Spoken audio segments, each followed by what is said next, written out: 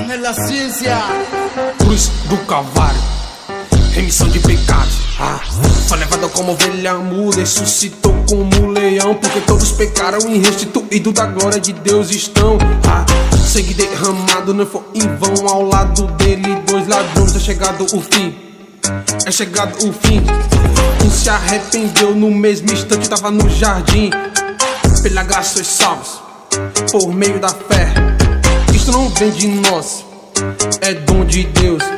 Vários heróis da fé que morreram pra si e viveram pra Cristo. Estevão apedrejado, João Batista degolado, os mártires incendiados, e o próprio Cristo que morreu crucificado. É chegado o fim, é chegado o fim.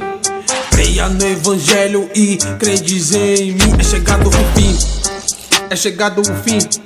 Um se arrependeu no mesmo instante, tava no jardim. Chegado o fim, é chegado o fim. Um se arrependeu no mesmo instante, tava no jardim. Chega de blá blá blá, ou você é ou você não é, porque Jesus virá para levar os que se arrependeram. Eis que estou à porta e bato, eis que estou à porta e bato. Se arrependa e viva o seu chamado. Eis que estou à porta e bato, eis que estou à porta e bato. Se arrependa e viva o seu chamado. É chegado o fim, e é chegado o fim.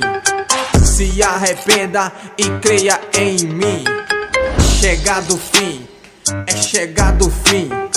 Se arrependa e creia em mim. Vinde a mim os que estão cansados e sobrecarregados. Vinde a mim que eu vos aliviarei. E vinde a mim os que estão cansados e sobrecarregados. Vinde a mim que eu vos aliviarei. É chegado o fim, e é chegado o fim.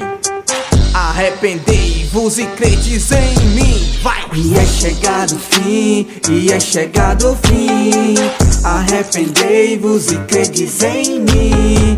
É chegado o fim, e é chegado o fim. Arrependei-vos e credes em mim. É chegado o fim, se arrependa e creia em Jesus. Marcos 16:16 vai dizer que quem crê e for batizado será salvo. Jesus está voltando e Ele virá para buscar aqueles que se arrependeram e entregaram a vida para Ele como único Senhor e Salvador.